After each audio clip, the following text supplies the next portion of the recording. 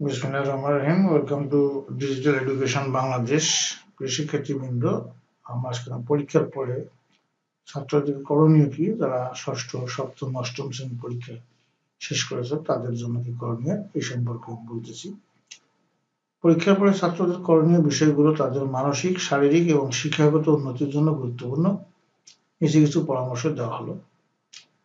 এক হচ্ছে মনের বিশ্রাম ও মানসিক প্রশান্তি। পরীক্ষার পরে মানসিক চাপ থেকে মুক্তি পেতে প্রিয় কাজগুলো করা, যেমন বই পড়া, আত্মীয় স্বজন বা বন্ধুদের সাথে সময় কাটা।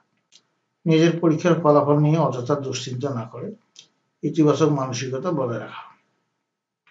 2 হচ্ছে পরীক্ষার বিশ্লেষণ। পরীক্ষার প্রশ্নপত্র পর্যালোচনা করা এবং ভুলগুলো শোধরানোর চেষ্টা করা।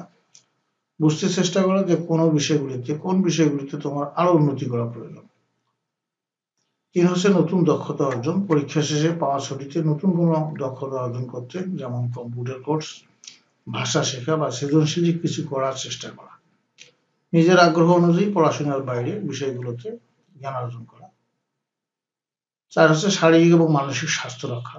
নিয়মিত ব্যায়াম করা এবং স্বাস্থ্যকর খাবার গ্রহণ করা, পর্যাপ্ত ঘুম নিশ্চিত করা। 5 হচ্ছে পরবর্তী ধাপের প্রস্তুতি।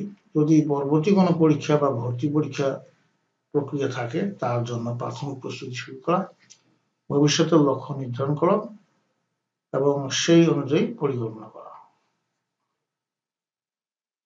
সমাজ ও পরিবারের অবদান। পরিবারের সঙ্গে সময় কাটানো এবং তাদের কাজে সাহায্য করা, সামাজিক কাজে অংশগ্রহণ করা, যা তোমার ব্যক্তিত্ব গঠনে সাহায্য করবে। এই সময়টা সঠিকভাবে কাজে লাগালে তুমি পরবর্তী সময় আরো সফল এবং আত্মবিশ্বাসী হতে পারবে। Thank you. পরবর্তী ক্লাস দেখার আমন্ত্রণ জানিয়ে আজকে এখানে বিদায় নিচ্ছি। আল্লাহ হাফেজ।